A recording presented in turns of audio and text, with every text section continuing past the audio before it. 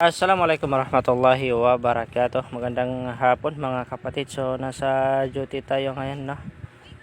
Time check, alaw na ng hapon.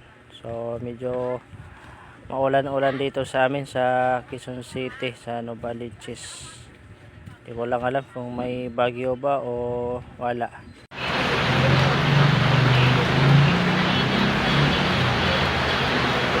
Yan, alhamdulillah. Naka-out na tayo sa duty at nagsala muna tayo ng Maghrib dahil hindi na tayo abot ng Maghrib dun sa bahay dahil napaka-traffic, no? So tara na, uwi na tayo.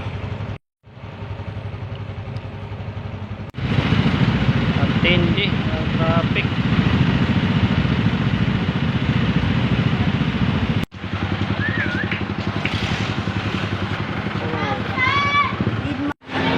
So ito kami sa Pure Gold para bumili ng grocery, grocery.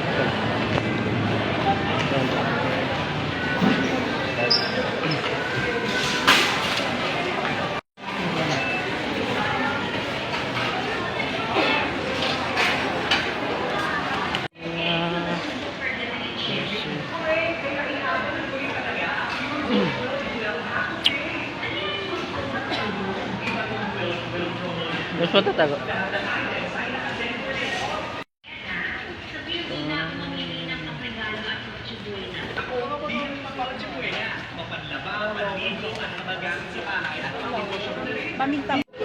Bibili pala kami ng kape ni Omi na salabat.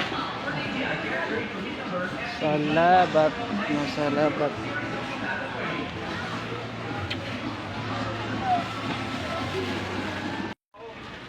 Dia boy karong magi rin yung mga des. Dia boy karong magi ni kon.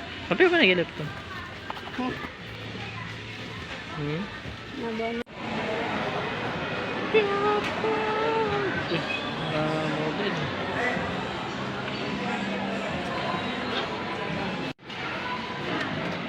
So pagkatapos natin bumili ng grocery at kape ni Omi, so nasa bahay na tayo. Alhamdulillah, ito yung lulutuin natin ngayon. Samahan niyo pala ako magluto ng ulam.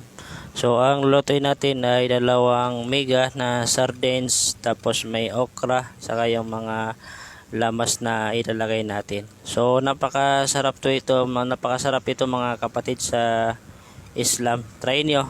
Halimbawa kung sawa na kayo sa bangus, so try nyo naman na magluto ng sardinas na ganito yung pagkaluto, no?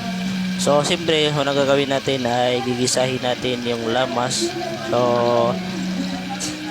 katapos natin maggisa, saka natin ilalagay yung mga lagyan ng tubig, yung pangsabaw. So depende na lang sa inyo kung gigisahin nyo yung sardines or hindi. Ako kasi hindi ko na ginigisa yung sardines, no? Nilagyan ko muna ng tubig pagkatapos ko igisa yung mga lamas. Ayan. So ilalagay na natin yung sardinas na dalawang mega. So pagkatapos natin mailagay yung sardinas na dalawa, ilalaglag natin yung mga okra na ilalagay natin. So yan, mashallah, napakasarap. So ito na mga kapatid, hintayin na lang natin maluto at ilagay natin yung kangkong na dahon. Ay alhamdulillah, at pwede na to kainin mga kapatid sa Islam, no? At hanggang dito na lang yung ating video. Assalamualaikum warahmatullahi wabarakatuh.